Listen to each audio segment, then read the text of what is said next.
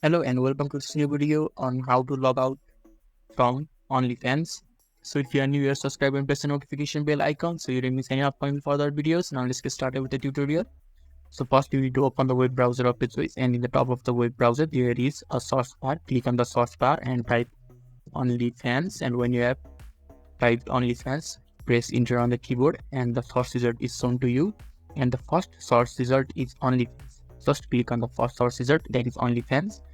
So this is the interface that is shown to you when you have logged in successfully, and in the left hand side in the bottom just above the new post there is an more option. Just click on the more option and a pop-up box is opened, and in the bottom of the pop-up box there is a logout option. You should just click on the logout option, and now you have logged out successfully from your OnlyFans account. So this is how you can easily log out from the OnlyFans.